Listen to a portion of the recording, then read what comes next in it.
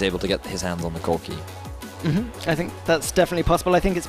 Oh, Trundle's banned. Okay, so Corki and Poppy might both be open, and if so, they'll probably need to have something prepared for either one of them. I think having something prepared for Poppy is much easier than having something prepared for the Corki, because Corki's just Season 6 champion. You don't really prepare stuff for him. No, Mauser Mum. Mauser Mum. Good old Mauser Mum. Well, I think the final ban you could potentially see Kindred or Nidalee banned, potentially. It's going to be Sivir. Or the Sivir, yeah. Okay. I could be completely wrong. They can't have the Azir to try and deal with that Sivir, so I kind of like that. They didn't ban Trundle last time, so they probably want to first pick a tank top lane, I guess. Poppy makes but sense. do you really want to pick the Poppy over the Corki right now? Yeah, well, no, because Renegades has 2 picks as well, so it's brutal. I think if you pick Poppy, they're locking either Corki, Braum, but why or would you ban Braum. Trundle is the thing here. I don't think it was sort of that impactful. I don't think it was necessarily it's because super he spams the dance, and it just tilts all of the Exertus players. Like, oh, he's doing the flipping dance again. I can't believe it. There's a Sivir ban as well.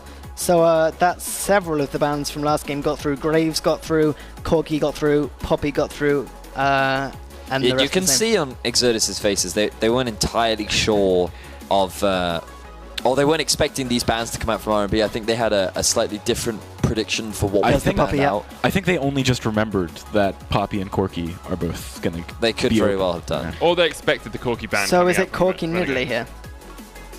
I don't think you need to first pick the Nidalee. Could be Lucian here. They really like Lucian Nidalee. Corki. Could be Lucian Corki. It's going to be Corki plus X. I've already written down Corki. It better be, although I'll have to change it, cross out. That'll look massive. That would be a tragedy. Yeah. What a waste of ink. Brixton, come on. Used to play a lot of Rengar, actually. I don't think it's necessarily going to come through here, but he was very known for that. There's the Graves. Now that, of course, can go top. Wow. So surely we have to see a scribbling at the end of do you want my pen, dude? Is yours out? Okay. Right. Do you lock in Corki here if you Exertus? Yes. Yeah. I don't see why not. Yeah? Why? I think you take away Braum as well. They've got the Lucian, which is really good with, and they've got double AD, and Braum's just the support that you pick for that. You don't want Braum disengaging your Poppy when she tries to get in anyway, because it's tough for her. He's got follow-up too. It's not just a disengaged champion though, and I don't think you can give it to Renegades there. I really don't. I agree with you, yeah. It's good against AD carries, and it's really good with AD carries, you know? So are we thinking Braum Corki here? I think Braum Corki. Yeah, but we thought Corki for Renegades as well. Yeah, I'm thinking like it's just we're going to think every rotation. Every single rotation, yeah. It's going to be like last pick supports all that's left. We're going to be like, it's got to be Corki. Yeah. It's just got to be. There's the Corki. Come on, yeah. There we go, Corki Braum. We got one, lads. We got one. I got one. Well, we all called that. Yeah. Don't hog all the glory. Okay. So here you've got mid, top, and obviously you can flex that top. We have seen Gragas play top recently in LCK. I don't like Nautilus top anymore. I don't think he's anywhere near as strong as he used to be. We need to be very careful of these hovers though, because you know the Tahm Kench is something we haven't seen in a long time. It's probably not a Tahm Kench. Like, you don't trust the hovers, my friend. It could be a Tahm Kench because with double AD carry it works really well. I can still talk about Tahm Kench and say that he's still strong. And he got a new skin. He did. That is a big factor in champion selection. We've already saw the Meowkai come through. Yeah. I think Exertus could bit of a scaredy cat he played. Close out their lineup quite well if they can get the Gragas with Gragas and an AD carry. I think that would be pretty strong. They've got disengaged, they've got engaged, they've got pretty much all round what they need. Echo is something people pick into Poppy quite a lot because it has quite a good matchup into it. You can still sort of split push against it just about. You still build tank, but... we'll have to keep an eye on the build because we did see Rifty going for that full tank Echo earlier on. And I think based on the composition, you could go for something similar in this matchup. Definitely. But there is always that potential for the full AP that we've seen from Huni, or it could be a mid lane Echo. I mean, personally, I love mid lane Echo, but it is really difficult to put off, and you will get punished really heavily by the Corki. The top lane Echo makes more sense, and you do have slightly more of a split push presence against that Poppy. As Brixton was saying, it's not a bad matchup. Yeah, once you start getting items. But then again, if a top lane disparity happens the other way this game, it can obviously go horribly wrong. If Poppy gets that armor on, you're really going to struggle with Lucian and Graves. But of course, it could be top lane Graves and Echo jungle. very unlikely, but always a possibility. Okay. These players, as we've seen, do have the skill to play perhaps off-role champions in different roles. There's Ezreal Nidalee, which is a really strong backline with Ezreal, Corki, and a Braum. It does really heavy shredding mixed damage between magic and armor, so it's very hard to itemize against because both of them do a significant proportion of magic damage. The Nidalee's nice too. And we see Lissandra again. I like there were Lissandra and Malphite were the two possibilities here, and both of them get onto that backline really well, which is so important here for Renegades. What we're seeing here is exactly what Excounter was talking about with Renegades, right? It's just a classic comp from them where they have like 4 threats. Yeah. You've got Echo, Graves, Lissandra, and Lucian, all of which could kill you if any of them get ahead. And I think Alistar is a great support to round out that composition. So Renegades, I guess, don't fix when ain't broken is pretty much how they're coming into this one. I think Exertus drafted better than they did last time, and I definitely think they have a stronger chance this game.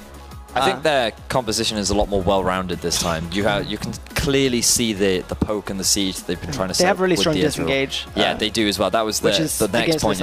When you have the Braum and you have the Poppy, you have so much disengage available to you. It's difficult for RNB to just set up a straight, we're going to run at you and start a fight. They really have to rely on these flanks and deep vision control. Is that the only Tundra? Is he coaching them? I was a bit surprised when I saw that He needs to be a little bit careful because he's not had good experience around microphones recently. Coaching Exertus. So it does. Yeah. So today I learned. Today I learned that Tundra is now the coach for Exertus. Are they going to play a better game this time? And they're going to get pushed back by Renegades? Are they going to be able to take it? It's a big question. As you said, their pick and ban was better. Perhaps that extra voice, giving them a little bit of macro focus, would have helped out. Was he drafting for them last time? Do we know? I didn't see him drafting for them last Maybe time. he just wasn't on camera. I feel like it really took some cojones to let the Corki across and just trust that Renegades wouldn't take it. And I feel like it took... I don't know what it took for Renegades not to pick it. Perhaps Tundra just forgot that Corki existed. Perhaps. That could have happened, because we've seen that happen before. I was talking to Soz Purefect in the break, who's the coach for Renegades, and he was said, oh yeah, we got to last pick and we were going to pick LeBlanc, and then we realised that Lissandra exists, and so we decided to pick Well, they Lissandra. realised again this game. Yeah, exactly. So sometimes it does happen that you just forget about some of these. I mean, Corki's perhaps not someone you would forget about in this Hard to forget. So I think that the big thing about this game as well is that we should see standard lanes as opposed to the lane swaps that we saw in the last game. Which will be interesting to see the Alfari Maxwell synergy that we've been talking a lot about. Where is Maxwell going to put his attention, and how's Alfari going to do in the 1v1? I also think it's going to be super interesting to see the 2 versus 2 because we talked a lot about Yuki, but we also talked a lot about Gakkus, formerly known as Toaster, how he's like that clutch player who can just 1v5 in certain situations. We've actually seen Yuki 1 versus 4 and 1 versus 5 in certain situations. So and they are against double TP again, though, is the other thing. Yeah, it's going to be interesting to see how well they can do or how well they're marginalized. Yeah, by I mean, the maybe pressure coming Plex from can elsewhere. pressure the mid lane enough and blow the TP back to lane so that they can get the advantageous 2v2 bottom, but definitely have to see how that plays out. After 8 minutes, Corki has the package, so he's a little bit better at roaming between the maps. It's a bit better than LeBlanc, but still not as good as a TP, obviously. So he needs to be predicting those plays a little bit more. And I'd really like to see Exertus actually put a bit more pressure on the map, get those ganks off early, and not lose out as we saw them in the last game because of the lane I don't swap. think they'll do something as catastrophic as failing the bounce this time. So remember what I was saying about Plex during our initial analysis, where I said if he's on something like the Gragas, he'll be playing more around the lanes. If he's on the Nidalee or the Kindred, he's going to be in the enemy jungle. He's going to be looking to try and make those aggressive plays, so keep an eye on Plex this game. Yeah, we will definitely have to keep an eye on Plex, but we are just about to get into Game 2 here between the Renegades, Banditos, and Exertus. Can Exertus bring it back and bring us to Game 3? That's the big question, and to answer it, we're going to take it over to our casters, Kiernan, Excoundrel Low, and Joe Munchables Fanny. Thank you very much, guys. We are here on the caster desk, and we're ready to get into this next matchup. It is obviously the Banditos against Exertus once more. The Banditos are currently 1-0 up in this series, and it's all about Exertus trying to get back into this best of 3. Now, do you think, looking at the champion select, Exertus are going to be able to turn this into a 3-game match? Well, I'll give you a couple of avenues of thought here. Maxwell's probably on his best champion, right? It was banned against him previously. Yep. I think Nidalee and Graves are up there tied for one of his best champions, but Graves is still pretty strong. hasn't been hit as hard as Nidalee. Nidalee still has that potential to be super strong, but she's not quite top tier given the nerfs. Then again, running a sort of quadruple threat composition, Kadril on one of his best champions in the form of Lissandra. Interesting to see Alphari on the Echo. I want to see how he builds that, but I imagine, given the way that we see Renegades play, he could go down that full AP route. But most people seem to be building towards that Sunfire Cape, more tanky-based Echo top lane build. Yuki going to be on the Lucian, something that he is particularly good at. So, yeah, I like the composition more from Exertus this time round. They've got special on one of his best champions in the form of Corki. We've seen how impactful he can be there. Zergoth is on that Poppy, so you give him time, he will be a monster. I don't know what you think about Plex on Nidalee. We have seen Plex have one of the widest jungle champion pools in the UK ESL Premiership. When I think of Plex, I don't think of like one specific champion because he is this kind of player that is so versatile. And the thing is, generally speaking, Plex is quite an aggressive player. He likes to be up in the enemy's face, either putting on pressure, whether it's via ganks. I mean, his playstyle actually tends to vary on what champion he's playing as well. When I've seen him on Nidalee in the past, he very much plays similar to how you would expect Impaler to play. Up, doing the counter jungling, making sure that there's constant pressure that the enemy jungler has to deal with. And that way, you can kind of force the lanes to go in a way that you like by where you are on the map. I always feel like Plex plays like that versus junglers that he may consider slightly worse than himself. I do feel like he's giving Maxlor a little bit too much respect in this aspect. You can't... If you play like you do as Nocturnal Plex does, you just turn don't... off the name bars, man. Turn off the name bars. Yeah, literally. Just don't respect your opponent given their name. You just go in, do your thing normally, and you know, if it works out, it works out. Yeah. And I think last game he definitely gave a little bit too much respect to Max Lloyd, a little bit too passive. That kind of goes against the style that we're used to seeing Plex employ, right? That's why he was just so far behind on his Devourer. He, like I said, didn't stack it until by the end of the game. He was just so far behind in farm too, just because he was letting himself get pushed around. Yeah, he certainly wasn't. I mean, we'll see if that's going to be the case this game. Obviously, is against Graves, but Wiz actually could be in trouble in this bottom lane. Did get knocked up, but they've hit level 2 as well, so looks like the aggression may have to back away. Yuki doing a lot of damage to Gakis, who unfortunately wasn't able to dodge away from that piercing line. I'm also excited to see this normal lane matchup in this top lane, just to see if Maxlor still has that sort of stereotypical top lane camp for Alphari, especially on a champion like Echo, where he could go down this sort of high AP route, at which point he will become a carry in his own right. I think given how the last game went, I wouldn't be surprised to see that build path from Alphari, but again, he could also very viably go down towards that Barmy Cinder like we saw in the last series between Manalite when we saw Rifty employ that build. But then Rifty does kind of play the champions that are more suited. He is more of a tank player, Rifty. We know him as that kind of top laner. Alphari definitely has always had his fame when playing those carry-based top laners. Yeah, absolutely. And we'll see whether that's kind of...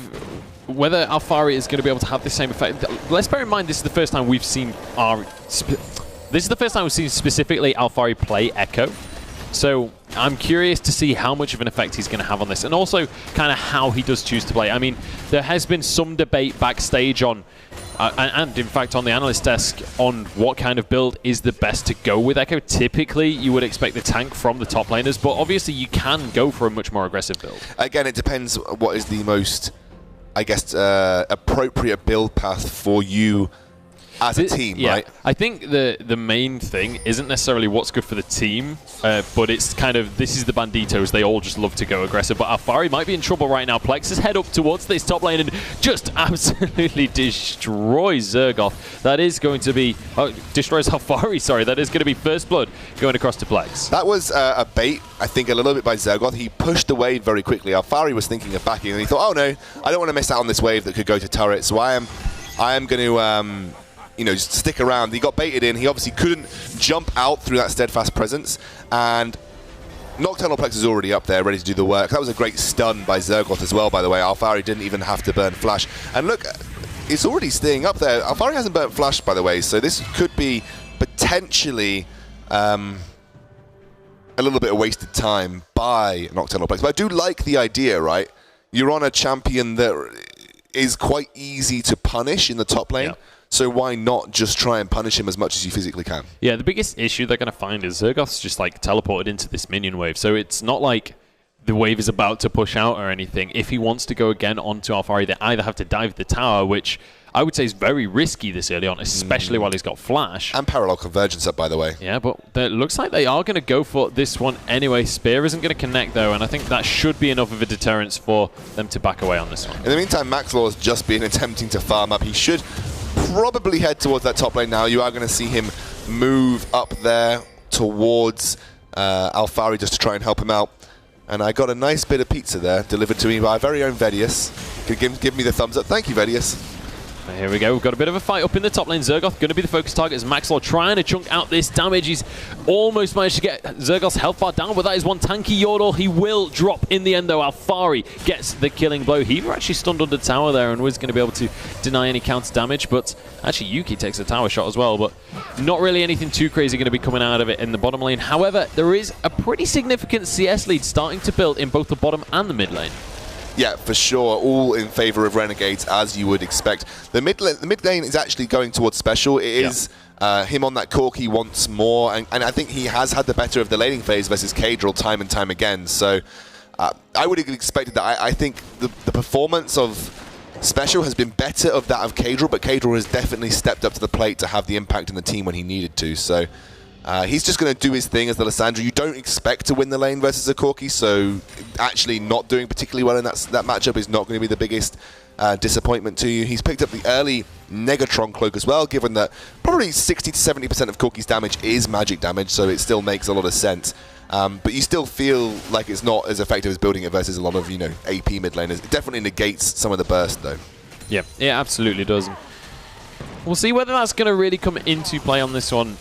Obviously special on that Corki starting. I mean, CS is just about even in the mid lane. He's just caught up, yeah. Zergoth actually getting caught by parallel convergence in the top lane, but they're not going to turn that one into a fight just yet. I wasn't sure if he was going to go a little bit more all in on that. The interesting thing about this matchup, by the way, in my opinion, is that when you all in as an Echo onto the Poppy, as soon as you get that speed boost, you can, like the Maokai can with Twisted Advance, just run out of that Poppy queue. Just make sure you don't at least get hit by 2 ticks of it, which is where really Poppy gets most of her trading presence in lane. Because what you generally tend to do is either...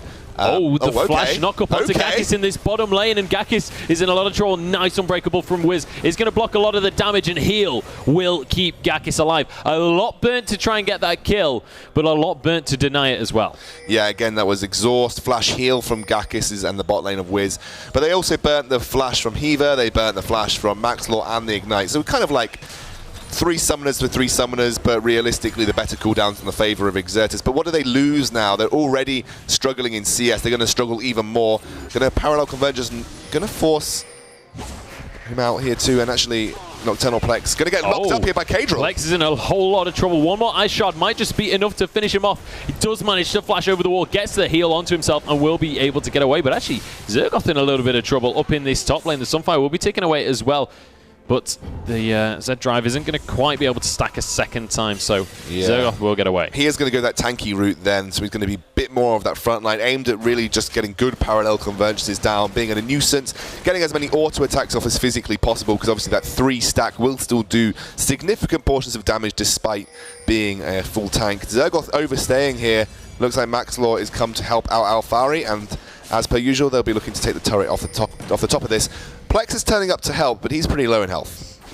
Yeah, he certainly is, but the tower is still feeling pretty healthy on that top lane, so they should be able to defend this one at least for now, and it looks like Maxwell's decided to back away, doesn't want to commit too hard for this one, and Special, again, just consistently shoving this in the mid lane right now. And Kadril actually looking like he's starting to struggle a little bit against this Corki. He's going to have to back away to base by the looks of things fairly soon. He's pretty low on mana right now, but Maxlaw is going to be able to just stroll on in and steal away the blue buff. Yeah, I mean, Plex really needs the help of his laners right now because Maxlaw in such a commanding position. Keeping up in CS with the Nidalee as well. I mean, Graves farms pretty effectively too, so... but you'd imagine, Nidalee does have a slightly quicker clear speed just through the nature of that champion. Special though, he's too focused on just denying Kadril, forcing him out of lane as best he can, applying pressure to that mid lane turret. He doesn't have the time to wander over to blue buff and stop it getting stolen because he'll lose all that, albeit small advantage that he's gained in the mid lane. Yeah, it certainly will. And I mean, you say it's a small advantage. He's 20 CS up right now, so he's really... There's a fairly big wave for Kadril here. Not 20 CS, but decent wave. Yeah, so we'll be able to catch up a little bit, but certainly going pretty well for Special. I want to see Special start to actually spread this lead, you know, share the wealth across the map at this point, because he's got to start to try and help. I mean, take a look at the bottom line. Gakis is falling behind as much as Special is getting ahead, and you've got to be able to get multiple threats on the board. Granted, Ezreal isn't typically going to be a threat until later in the game anyway, but you do need to get other people on the board as well. The point I was going to make, you're not expecting Ezreal to be a threat, right, in the laning phase, so you just... If Ezreal doesn't die and feed, then you're pretty happy with how that laning phase has gone. Yeah. And Alphari now, he's trying to trade with Zergoth. Zergoth he's having an okay time of it. He is falling behind in terms of CS and levels, but it's not the end of the world for him at this point in time. Hasn't actually finished up his farming. He's going to go straight for a Spectral Cow and then probably head towards that Barmy Cinder a little bit later on. But I like this from Zergoth. He knows that he really has to survive this laning phase. And Alphari is putting on a lot of pressure at this point in time. I've got to say, if you're going to go Sunfire Cape, in my opinion, it's best to go as it for a first item, because it doesn't actually do that much damage. The later and later in the game it gets, the less effective it is. So the earlier you can get it, typically the more kind of value you're going to get out of the passive that you do get from that item. I actually quite like going Barmy Cinder and maybe not necessarily... And then into another item. So what I might have done in this matchup was finish that Barmy Cinder, then pick up the Spectre's Cowl. Just because you can have the effect with the Barmy Cinder. Here comes Maxlor once more to this top lane. Yeah, Zergoth is pretty healthy right now, though. Does still have his flash as well, and it looks like he's not going to commit to chasing right now. But Plex has been found by Maxlor, and this is not a 1v1 that he's doing so hot in. And actually, we're going to see the TP out of Kadril as well. Immediately, Plex just gets blown up by that Frozen Tomb. Both summoners used from Kadril, though. In the meantime, a little bit of a skirmish went down in the bottom lane as well. Gakis using that True Shot Barrage, but isn't going to be able to find a kill or anything just yet. But pretty much all summoners on cooldown right now. Only Heaver's flash available for the side of RNB. It's still more of an effect that you're going to have, or he's having more of an effect across the map than Special has right now, despite the lead that Special has accrued. Interestingly enough, I mean, even as a Corki, do you want to go to this bot lane that's getting, you know, realistically beaten pretty hard? I mean, you want to go use that package in the Ezreal lane, you probably just end up getting yourself killed, right? Do you want to go to the top lane where Echo can probably very easily escape that situation? Heaver taken very low, though. Gakis going aggressive, but he doesn't actually have any mana, and here comes the teleport. Gakis flashing forwards. He's looking for Yuki, but he doesn't have any mana, and he goes down in the end. Yuki survives on a sliver of HP. As we see Zergoth come on in, finds one for himself, but Alphari's here as well. And that is going to be the keeper's verdict, just to knock him away, but Alphari jumps straight back in with the chrono break. Zergoth going to be slowed by the Z drive, and Maxwell trying to pump out this damage, but this is a super tanky Poppy right now. He's still trying to get away with this one. Z drive again going to slow him, but Maxwell actually going to start to be the target. Plex is just on the side throwing out auto attacks, but to basically no avail. He jumps on to try and get Maxwell, who's just kiting on around, and now Plex has turned into the target and will go down. Alphari grabs himself another kill. That's his third of the game. Oh, that was a super tense moment in a very, very elongated skirmish. I think well played by both sides, particularly. I mean, that was a great flash from Nocturnal Plex. It was a shame he didn't manage to get any form of execute there, but it was just such an elongated little phase. I mean, neither of them were doing enough damage to really burst anyone out. Maxwell had used most of his burst, didn't have the mana for collateral damage there either. It was a nice chrono break by nice chrono break by Alphari to get himself back into the midst of the fight, and then they jumped straight on in. And I think that parallel convergence, the positioning of it was just key, because it forced Zergoth away and allowed them to isolate Plex. And that Plex, you know, he flashed looking for the kill, but unfortunately paid the price for it. Yeah, unfortunately as well, Gakis went super aggressive there, but had he actually had more mana, he might have been so much more effective. Look at this True Shot Barrage going up towards the top lane to try and clear the minions. That is going to actually force them to back away, and Zergoth should be able to finish off all of these casters that he managed to get low. So nice little bit of map play coming out from Gakis there, as well as going to keep that tier 1 alive. Look at the line of deep vision that RNB has got out on the map. Yeah, they've got very deep into the enemy jungle in terms of their vision control. And it's quite a defensive set of wards for Exertus as well, knowing that they are behind, I guess, in terms of map pressure. They want to make sure that they are keeping their jungle well lit up. And as I talk about that, Sweeper Maxlor comes to the rescue, starts to clear out some vision of Exertus. He's going to see...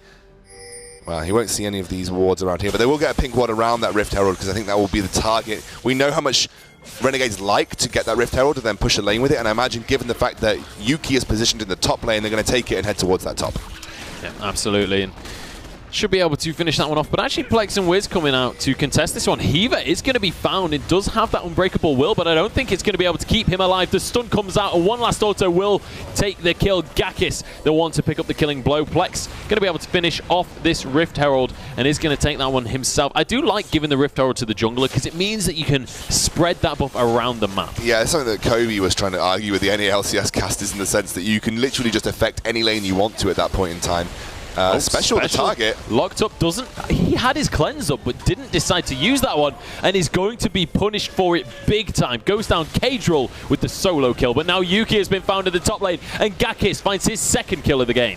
Gakis starting to ramp up on the Ezreal, and this is actually the same way that we saw Renegades go down to Manalite in one of the series, that they just... Oh, they're going on to Maxwell as well. Get the knock up underneath the tower. Nocturnal Plex consistently pushing for this one, but Maxwell gets the kill, and they cannot finish off the dive. Maxlaw in the 1v3 manages to take a kill and escape. Yeah, and again, part due to... Oh, Heaver's not done just yet. He's looking for more right now, trying to get onto Wiz, but he's all out of cooldowns. Maxlaw! Max range collateral damage, picks up a kill, but Heaver is going to go down for it. Gakis with a nice answer. And now we've got a duel in the bottom lane as well. Top laner versus top laner. Alfari getting back onto Zergoth, but Keeper's Verdict isn't going to connect, and actually now Zergoth is in trouble. The red buff is ticking away. Z-Drive stacking once more, and there's the movement speed and the slow. Phase dive to finish off the kill, and Alfari once more solo kills in the top lane. 4-1-0 on Echo. Yeah, okay, he is really starting to ramp up here. He's going to have that Iceborne Gauntlet pretty soon too. At that point, Zergoth is going to have no escape versus this madman in the top lane in the form of Alfari. I'm interested to see. This is kind of was a bit sketchy for Renegades around that Rift Herald. They did it versus Manalite. They went for the Rift Herald. They didn't respect any vision that could be there. Yep. And then they got caught out at that Rift Herald and then went down to it. It was a big swing play, and I believe that was either at iSeries or during our week game this season. But they definitely sometimes don't fully respect the vision control of the Rift Herald in the early game from other teams. And they've been caught out at it once or twice, but they're still in a commanding lead right now, and especially given that one of the main driving forces behind the wins from Renegade Banditos in the form of Alfari, he's pretty far ahead. He can split push quite effectively right now, and you know they can very easily slot into that 1-3-1 ASAP, given it's a 3-0 Lissandra and a 4-1 Echo. You know they'll go into a 1-3-1. They'll be able to 1v1 their opponents, and they'll have no issue with that. Yeah, absolutely. Honestly, I feel like at this point, it's all on Gakis' shoulders. We've talked about, or the analyst desk has talked about, how Gakis is this player that in the UK scene is renowned for his ability to solo carry a game. He's stepped up. We've seen, I mean, last Premiership Finals, we saw him, I think it was 1v3 or 1v4 on Vayne. I want to see that come out here. He's 3-1-2 on Ezreal. Ezreal is definitely a champion that you can make those kind of plays on. For sure. I don't think it's going to be quite as impressive as a Vayne 1v4, because Vayne can literally do that. She can chunk, she can chunk tanks with about 5 auto attacks. But what I mean is he has to step up to the plate, because I mean, looking at the scoreboard, who else is going to be able to carry right now? Literally no one. But the issue is he's going up against a team that will do pretty well into an Ezreal. He's only got one Arcane Shift, remember, and there's a lot of ways to get on top of him in the form of Echo, Lissandra, and you all know the person they're going to be trying to dive onto at this point in time will be that Ezreal. Probably the Corki, maybe. Oh, nice flash out of Gakis. He's going to dodge away from Heaver as Maxlaw jumps into the fray as well. Teleport going to be channeled, though, from Zergoth, and he's going to try and get into this fight, but it's immediately answered by Cadril, who joins in this top lane. Suddenly, it's 4 versus 5, because you can see that Alfari still down in that bottom lane. Alfari did channel his teleport there, but I think he's cancelled it. I think he cancelled it because Cadril came through and it looked like they were backing off. So he cancelled it, and he's going to continue to pressure the bot lane, I assume, after we get from that pause. It really depends what happens. We can see on our pause screen that Zergoth is just about to flank. He should be able to get a stun onto someone. It's just whether they can kite back enough or they can disengage. They still have Heaver's ultimate. They still have the CC that they can put down. Cadril is right next to a wall. So if he can get onto Cadril, this could be a massive fight for...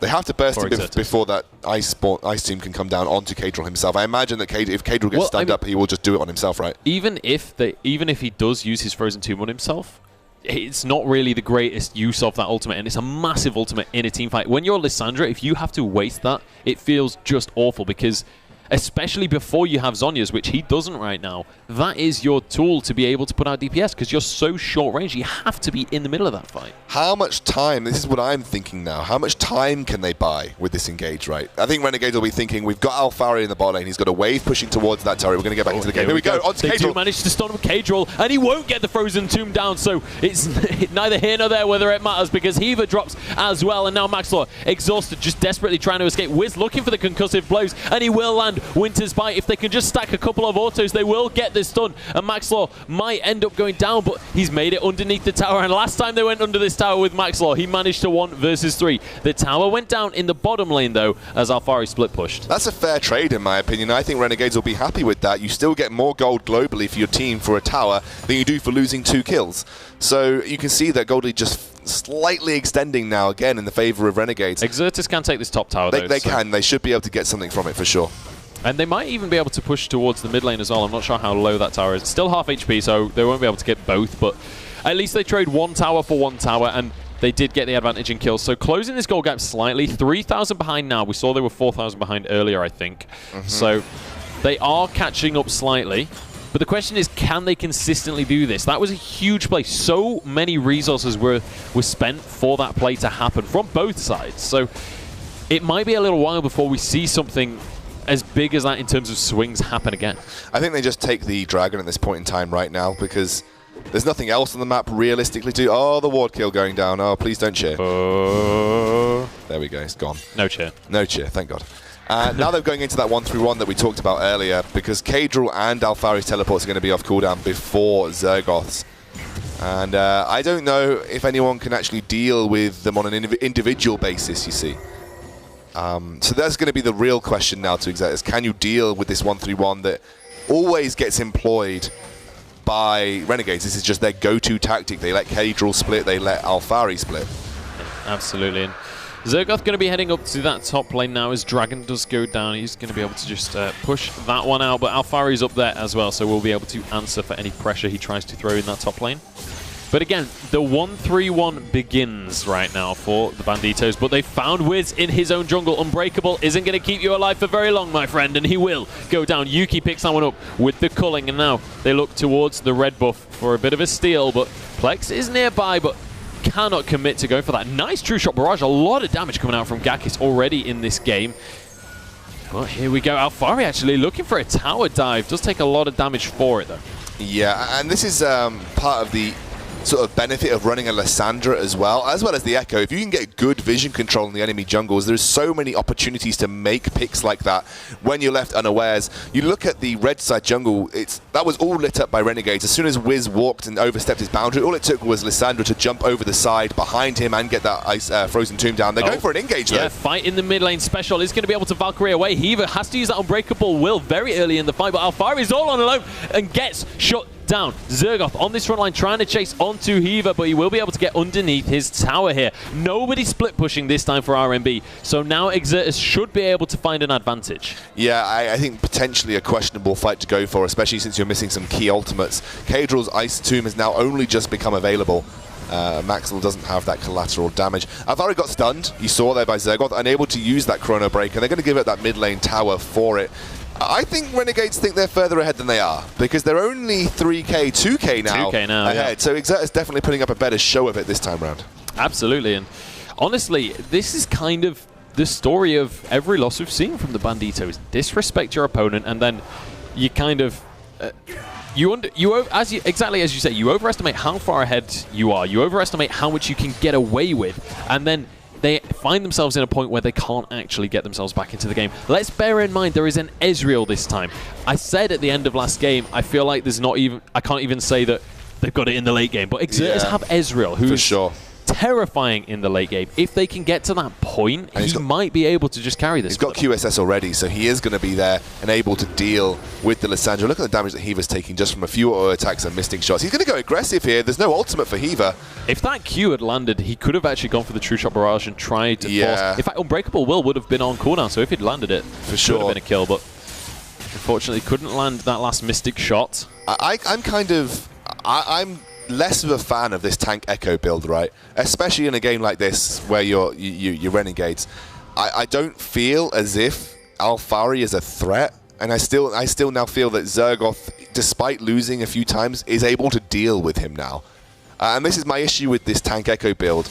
I think it's great in a lot of situations, and I think if you're looking to team fight and if you're looking to get a good parallel convergence off and just being a nuisance to the enemy AD carry, that's kind of how it would roll. Yeah. But in a split push threat, Poppy's now getting on even Stevens with him in terms of itemization. He's even behind in CS. I just don't feel like Echo is becoming that much of a threat. And especially since if the game had started snowballing, it would have been a great build. But at this point in time, you don't feel threatening in terms of damage, right?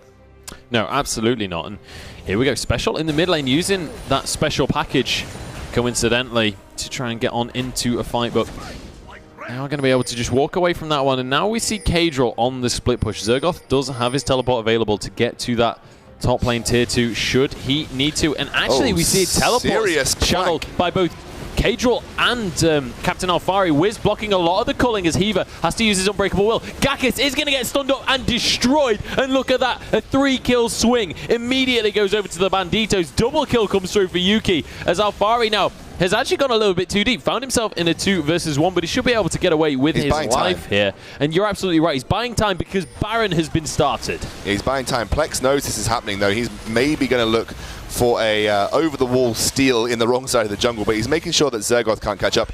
Heaver's here. He's going to try and knock him into the pit. He's going to knock him into the pit, and the rest of the team might be able to clean up, but actually, look at the Banditos' health bars. They can't do this, Baron. Maxlaw, incredibly low already. Alphari's arrived, though, to tank this one up, but can they hold this away from Plex? Gone! Oh, no, he's not. That's the wrong one. In the pit, and he's looking for some kills. Alphari has to back away as well, and now Plex arrives, but the Baron isn't low enough to steal yet, and now Zergoth is all on his own, but Maxlaw is incredibly low and will go down. Double kill, true shot barrage. Yuki trying to finish it off, and he will be able to get the Baron. But what happens now? Can they finish this one off? Triple kill comes through for Zergoth. Heaver going to go down as well, as it's a quadra kill on the Poppy. Oh, Zergoth man, stepping up to the plate as the Banditos might have just Baron thrown. Almost Baron thrown. They've only got one member left alive. At least it's on Alphari, so he can have some sort of split push threat. I actually thought that Maxlaw had got knocked out of the pit there, and I was like, oh my god, they're going to steal the Baron. And I realized it was actually Yuki.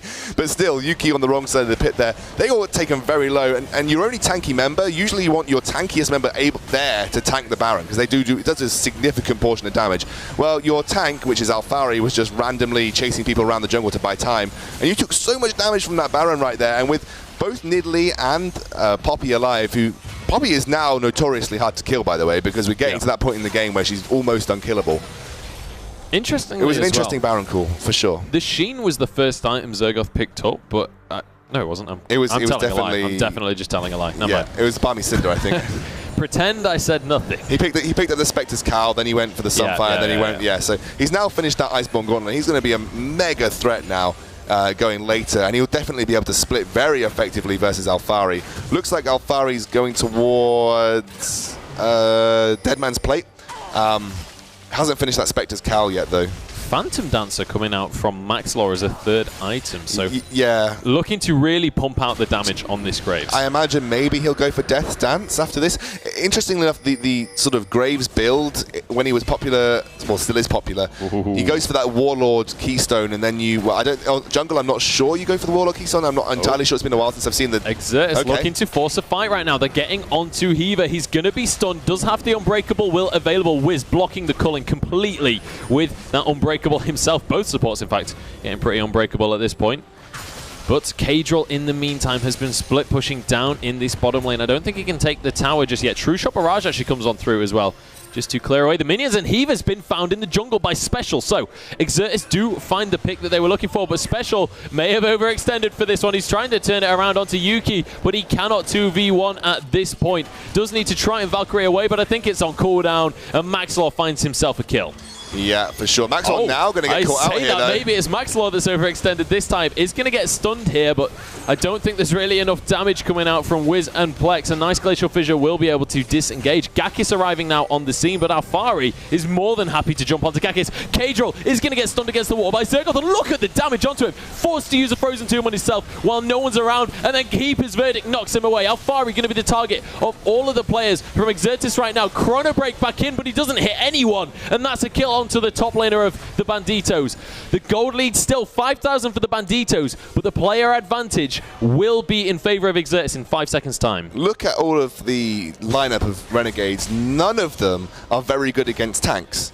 None of them are classically good tank shredders. Lucian, when he gets maybe some armor penetration, should have a better time of it. But you've got Echo, who's gone full tank. You've got Graves, who in the jungle is going to be starved of more gold than he normally would be.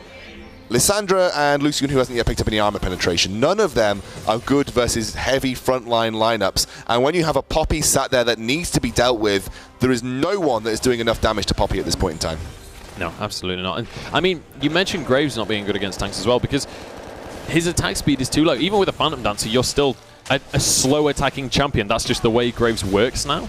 And you have to have that high attack speed to be able to deal with it. He's going to go for Death Dance now, I assume. Okay. That's like the classic Graves build, by the way. You go Phantom Dance and Death Dance, and you practically take 0 damage. It was popularized a little bit a while ago in the top lane, but usually you'd go for the Death Dance first, and then Phantom Dancer a little bit later on. You can see now that the speed of his auto attack speeds up quite significantly, but the reload time remains fairly unaffected. And that's the biggest drawback of Graves as a champion, that reload time very rarely gets affected, well, doesn't get affected that much by attack speed. So I'm just worried about who's going to deal with Zergoth at this point in time. I don't feel like that the damage is there. I really think, like, there we go, the Last Whisper has come out onto Yuki, so he realistically is going to be the only person that can deal with this frontline Zergoth.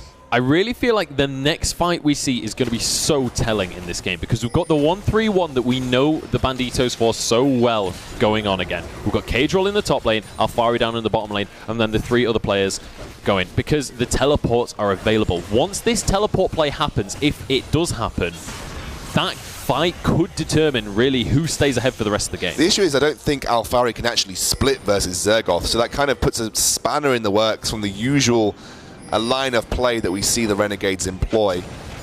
It's going to be fairly tense in the next few moments, one would argue, because this is now fairly even. I mean, it's a 5k gold disadvantage for Exertus, but it doesn't feel that way, you know? That's the thing, with 30 minutes into the game, 5,000 gold actually isn't that significant anymore. And I mean, you literally said that as I was about to bring it up as well. It's kind of like, the later and later this game gets, this lead is going to mean really not a whole lot. You can see that players are starting to get towards that 6-item mark, and obviously no matter how much gold you've got, you can't get over 6 items. So I'm curious to see how much longer this game goes on, because this is certainly one of the most even games we've seen in the playoffs so far, but I would argue one of the closest games we've seen in the whole Premiership. I actually think this is going to be a seriously on the top laners, right, to have the impact. I think Intelligence, it could be game-changing for Renegades, but Zergoth in the meantime is the person that is realistically the biggest threat to deal with in terms of a closest to your carries basis, because Gakis at this point, he's kind of like second priority. Poppy, if she just is allowed free roam, will still do huge amounts of damage to your carries. Gakis on this Ezreal, he's going to be almost untouchable. Unless you just dive and ignore the Poppy, there isn't much you can do at this point in time. And I think that's almost Death Dance. Yeah, that's the end. The Caulfield's Warhammer has been completed, so Max Law heading very quickly towards that Death Dance. That will make him a fairly viable damage threat, but still not to that Poppy. No, absolutely not. That's kind of the story of this game, is how do you deal with Zergoth, and can Zergoth basically keep everyone off Gakis enough for Gakis to be able to finish them all off. And I mean, 6-2 and 6 on Zergoth right now. I was actually talking to Zergoth last night, and he was saying he definitely feels like he's one of the most underestimated players in these playoffs. And so far in this game specifically, he's starting to prove that to me. Interestingly enough, when I've talked to players previously, they'd say, oh, I think Zergoth's probably the weaker link of the Exertus lineup. You know, Special's very good, Plex is very good, Gakis is amazing. But when you look at a solo carry, Zergoth is maybe the weaker link. Well, he stepped up to the plate this game. It was an amazing quadra kill at the Baron. And speaking of which, it has just respawned. This will be a huge, huge point of contention between these two teams. Don't think that they should go all in on this right now for Renegades. I still think there's a fairly viable threat posed to them by this Poppy. Well, they're Are Exertus just going to ignore it? No, surely can't ignore it. Zergoth has his teleport available, and here we go. The teleports are going to be channeled. Heaver waiting in the wings and gets a double knock-up. Is this going to be enough, though? Alfari jumping straight on in, and Wiz is going to be executed. Blocks the culling, but will go down eventually. Maxwell gets a kill as well, and it's looking good for the Banditos. Alfari on this back line is going to be able to escape, and Special goes down. Yuki being soloed by Zergoth, who's looking to try and carry, but Yuki flashes on away, and it's not looking great right now. Zergoth all on his own, finds one for himself. Can he survive, though? It doesn't look like it. Slowly but surely going to get burnt down. Gakis is still here, though. Zergoth doing what he can, but Gakis gets a kill now and maybe can look to clean up. He is playing Ezreal, but it's certainly a tall order. 1 versus 3. Kadril still a lot of HP to work with. Yuki going to start to try and do his best to heal up here with that Essence Reaver. And they're going to try and move now towards taking an inhibitor turret. It is Gakis versus the world at this point. And the world seems to be winning, but Gakis is but Wiz is back up as well now. He's got an ally in combat. Also, True Shot Barrage about to come off cooldown, so it would have been able to clear waves and things. So I don't think the inhibitor was in too much trouble right there, but Dragon available again. Now, we're already 33 minutes into the game. Do you think this is a point where maybe Banditos start to think, okay, this is actually a long one, maybe we start stacking dragons? maybe we start trying picking up that dragon now, because I think that will be maybe a factor in this game. It has been ignored largely, as dragons mostly are, to be honest. I do think that maybe Exertus need that first one, though. They haven't yet picked up that. Like, the later in the game you the better it gets, the more right? that 6% is going to affect, but still, Zergoth's still dead right now. He needs to get out of base and get to this fight, but actually has to deal with a massive minion wave down in the bottom lane, but doesn't have teleport. So actually, this could be an opportunity right now for the Renegades to kick off this Baron if they really want to. And in fact, look at this Zergoth deciding he can't even deal with the minion wave right now. He can't afford to go down there. The Baron could basically lose you the game at this point. So True Shot Barrage has to be the answer, but it's not going to clear the wave entirely. No, for sure. There's too many there. They're actually going to go in onto Yuki here. Yuki taking a lot of damage. That's going to be Heart of the Mountain used as well very early on. In fact, no, it was Locket, but regardless, it is going to be a short cooldown used just to keep Yuki healthy. Yuki definitely needs some more lifesteal, right? He's not got enough to make himself viable in the longer fights. They're actually going to go for this Baron because they know that wave is posing a huge threat, and I think Exertus are doing the right thing. They have to contest. Yeah, they do indeed. Oh, but Special gets onto Special. He's still surviving for now, though. Steadfast Presence going to deny the full engage. Zergoth, he's not tanky enough to go 1v5, but the Keeper's Verdict knocks them away. He finally goes down, and that's the threat that we were worried about. The Banditos find the pick, and look at this minion wave down in the bottom lane. It's going to take the inhibitor tower on its own. In the meantime, the Renegades can look towards the Baron. Yeah, and they know they have to give this up right now. Interestingly enough, that's the same mistake that Exertus made when they were doing the original battle by Wiz. Is caught up once more, and Maxwell picks up a kill. Kadril with a nice Zonya is just forcing them to try and deal with him, but there is no answer. Yuki takes a lot of damage from Plex with that spear, but Kadril going in onto Gakis now. Gakis frozen up, does manage to blink away, gets one kill for himself. Special is here to try and clean up as well. And it's the steal! Plex gets the second steal of the day. And now Special looking to get onto Maxwell as well. There's only 2 members remaining, but it's both of the carries right now. Again, Plex with a steal. It wasn't necessarily a steal the first time around, but they did secure the Baron. I mean, second steal of the day overall, Nutri and Plex down. Oh, yeah, but they definitely needed that right now. I think they're going to lose this inhibitor turret regardless, even with the Baron minions. It should go down, and they do. I want to just point out 2 things that Exertus did there. Both times they tried to contest the Baron, they walked blindly without respecting where the Alistar could be. This time, the second time, it was both Alistar and Kadril. They managed to get the pick. The first time, Alistar got a huge flank on, and they managed to get a massive fight around that Baron pit. It's going to be the 3rd dragon of the day going down. That's a movement speed. It can be fairly useful now for the Renegades, but they're going to be pretty sore that neither of these Barons have gone in their favor, because that could be a real key factor for them winning the game. At the most, it's going to help stall for Exertus. They won't win off this Baron, but you know, if it comes down to a 3rd Baron, if that happens again, that's still gold that they're using to catch up. They're still getting towards that late game with a massive threat Ezreal and Zergoth on this Poppy, so there is a timer for Renegades, but if they can keep exploiting vision like they have been, maybe they don't need that timer. Maybe they're saying, okay, if we just keep making picks and huge AoE stuns like that, it won't matter as much. Yeah, absolutely. Look at this now. The gold gap again, around 6,000 gold, but we're 7 minutes on from last time we talked about it, and it matters that much less. And now it's all about map pressure. That bottom lane inhibitor is going to be a huge thorn in the side of Exertus. However, Baron isn't an issue for a long time for them right now. They still have Baron on a couple of members. Maxwell going for another full AD item, by the way, so he's definitely happy with the fact that he's moderately unkillable with this Death Dance and Phantom Dancer. He just wants to keep himself as that damage threat on the Graves. They're going to try and push on towards this mid lane inhibitor tower. Alfari very tanky himself with the Thorn Mail as well. Yeah, the thing is, it's so hard to push against those Baron minions. How do you siege against that? You can't even clear the wave, but I'm going to see Zergoth heading up to the top lane just to deal with the minions that are pushing on. We did see a bit of a push in the bottom lane from Gakis and Wiz, but they couldn't get to that tower. Kadril went to answer to clear away the minion wave, and in the meantime, the rest of Kadril's team was pushing towards the mid lane, so they had to base, they had to back away and deal with the push that was incoming. So really nice play from Banditos to keep up this pressure despite losing out on that Baron. Yeah, again, you know, Banditos still are ahead, and the way that Exertus is playing kind of signifies how they feel about having got this Baron off the map. It's more of a defensive tool for them. They're just looking to clear waves. They can't make any proactive plays with it because they are kind of scared about overextending at this point in time. They've lost that inhibitor in the bot lane. They know that that's going to consistently push towards them regardless. Maxthorn now in this mid lane. He's I mean, they're not employing that 1-3-1 anymore, right? I think looks like Kadril's waiting in base, which would signify he's potentially either waiting to finish that Void Staff or maybe looking for a teleport flank play using the home guards. Well, I don't think he's waiting for Void Staff because he's only got 300 gold in pocket right now, so it must be the teleport that he's looking for. We'll see if he's going to be able to make anything happen with that one. Inhibitor just over halfway to respawning right now, so Exertus don't really have to hold on for too much longer before that pressure's gone. But overextended. In a 1-versus-1 against Gakis. I don't know who's going to win this one. Flash is coming out left, right, and center, but it's a 1-for-1 if Plex can finish it. But in the meantime, mid lane inhibitor tower goes down, and they don't even manage to finish off Maxlot. That's 2 inhibitors, and the Banditos are maybe looking to close out this game shortly. Now they head towards this top lane inhibitor as well.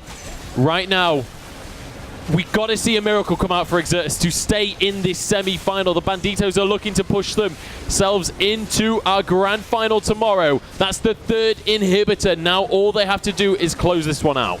Yeah, I think they're well short of miracles at this point in time. The fight has kicked off already. Wiz getting taken incredibly low, and Plex just desperately trying to escape the fight, but he won't be able to do so. Zergoth knocking one away, but Maxwell is happy to tank the tower right now. Special has to flash onto the fountain. He even jumps into the freight as well, but Yuki flashing almost onto the fountain himself has to back away, and Zergoth looking to finish him. One more auto will take it, but he sacrifices himself. The Nexus is bare though. It's less than half HP, and it looks like the second semi-final goes the way of the Banditos. A 2-0 victory over Exertus Esports.